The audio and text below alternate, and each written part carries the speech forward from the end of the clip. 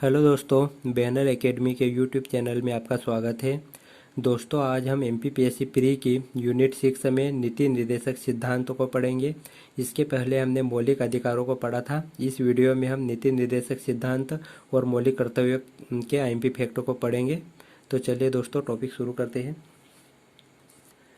राज्य के नीति निर्देशक सिद्धांत, जिसे डीपीएसपी या directive principle of state policy कहा जाता है, भाग 4 में दिया गया है। राज्य के नीति निर्देशक सिद्धांत संविधान के भाग 4 में दिए गए हैं। वहीं अनुच्छेद 36 से 51 के बीच में है। राज्य के नीति निर्देशक सिद्धांत अनुच्छेद 36 से लेकर 51 तक है और इसका सोर्स आयरलैंड देश के संविधान से लिए गए हैं। याद रखिएगा दोस्तों, राज्य के नीति निर्देशक सिद्धांत आयरलैंड देश के संविधान से लिए गए हैं। आगे देखते हैं। नीति निर्देशक तत्वों को न्यायालय द्वारा लागू नहीं किया जा सकता है, अर्थात इन्हें वैधानिक मान्यता प्राप्त नहीं है। याद रखिएगा कि नीति निर्देशक सिद्धांतों को कानूनी मान्यता प्राप्त नहीं है। यह न्यायालय द्वारा इन्हें लागू नहीं किया गया है या नहीं किया जा सकता है। भारतीय संविधान में राज्य के नीति निर्देशक सिद्धांतों को शामिल करने का मुख्य उद्देश्य क्या था? तो इनका मुख्य उद्देश्य कल्याणकारी राज्य की स्थापना करना था। नीति निर्देशक सिद्धांतों को शामिल करने का उद्देश्य कल्याणकारी राज्य की स्थापना करना था। नेक्स्ट देखते हैं। नीति निर्देशक सिद्धांत 1935 के भारत शासन अधिनियम के तहत संविधान में शामिल किए गए हैं। याद रखिएगा दोस्तों, नीति निर्देशक सिद्धांत या नीति निर्देशक तत्वों को 1935 के भारत शासन अधिनियम के तहत संविधान में शामिल किया गया है। अब हम इनसे संबंधित अनुच्छेद को पढ़ते हैं, जो कि काफ़ी महत्वपूर्ण है, एग्जाम में हमेशा पूछे जाते हैं। अनुच्छेद 36 में राज्य की परिभाषा दी गई है डीपीएसपी के संदर्भ में। इसे याद रखिएगा, अनुच्छेद 36 में राज्य की परिभाषा दी गई है नीति निर्देशक तत्वों के संदर्भ में। वहीं अनुच्छेद 37 में नीति निर्देशक तत्व न्यायालय द्वारा परिवर्तनीय नहीं होंगे। 38 में कहा गया है कि राज्य लोक कल्याण की अभिवृद्धि के लिए सामाजिक व्यवस्था बनाएगा जिसमें नागरिकों को सामाजिक, आर्थिक और राजनीतिक न्याय मिलेगा। ये संविधान के अनुच्छेद 38 में कहा गया है। इसे अब 38 एस ए आर करके याद रखिएगा, सामाजिक, आर्थिक, राजनीतिक न्याय 38 में। आगे देखते हैं दोस्तों। अनुच्छेद 39 में समान न्याय एवं निःशुल्क विधिक सहायता के बारे में कहा गया है, जिसमें समान कार्य के लिए समान वेतन भी इसी में शामिल है। अनुच्छेद 39 में अनुच्छेद क, ख और ग है 39 में, जिसमें समान न्याय एवं निःशुल्क विधिक सहायता और समान कार्य के लिए समान वेतन के बारे में बताया गया है। आगे देखते हैं दोस्तों।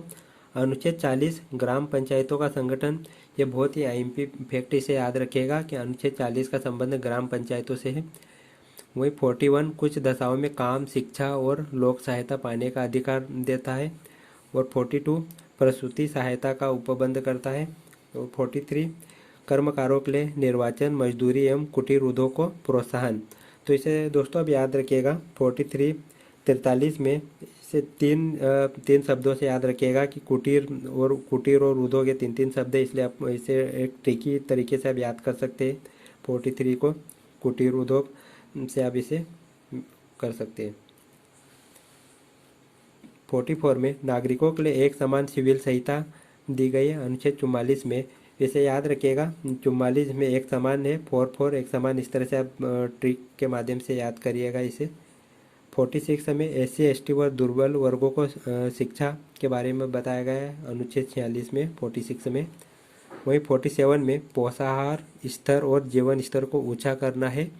इसे याद रखिएगा दोस्तों, इसमें 47 आ रहा, 7 अप्रैल को विश्व स्वास्थ्य दिवस भी मनाया जाता है, इसलिए अब इसको 7 स्वास्थ्य से रिलेट करके इसे याद रखिएगा।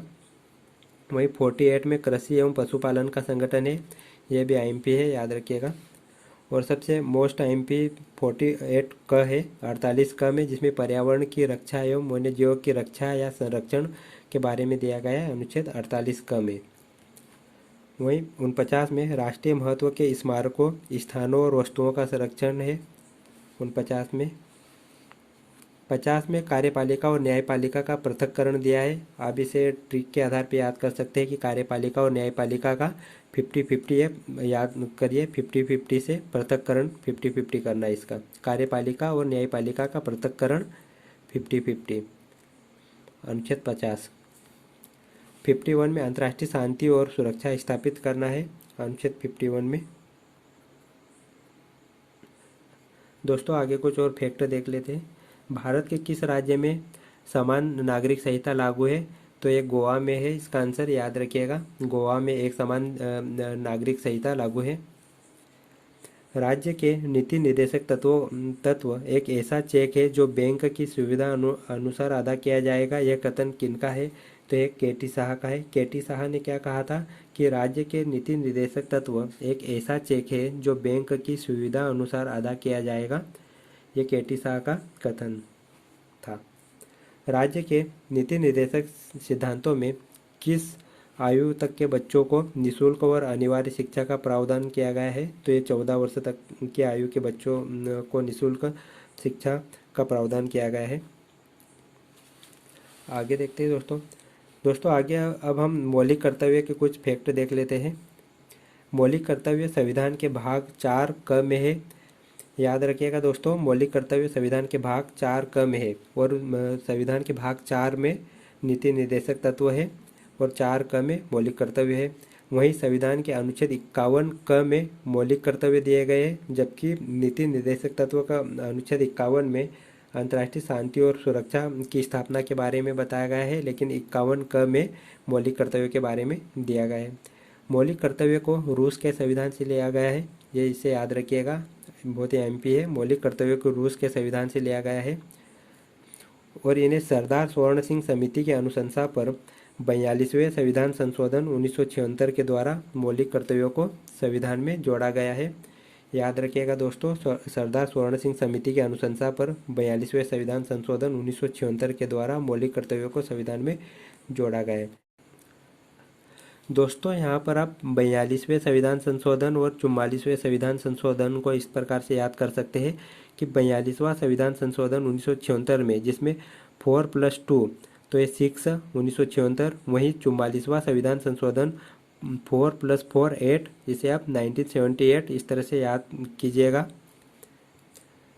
आगे देखते हैं वर्तमान में मूल कर्तव्यों की संख्या कितनी है? तो वर्तमान में 11 है इनकी संख्या। पूर्व में 10 थे, किंतु 86वां संविधान संशोधन 2002 में एक नया मूल कर्तव्य 11वां जोड़ा गया, जिसमें माता पिता या संरक्षक द्वारा 6 से 14 वर्ष तक के बच्चों हेतु प्राथमिक शिक्षा का प्रावधान किया गया है या प्राथमिक शिक्षा प्रदान करने के बारे में बताया गया है। तो दोस्तों हमारे टॉपिक यहीं समाप्त होता है। वीडियो पसंद आया हो तो लाइक कीजिएगा, अपने दोस्तों में शेयर कीजिएगा और चैनल सब्सक्राइब जरूर कीजिएगा। मिलते हैं नेक्स्ट वीडियो में। Thank you.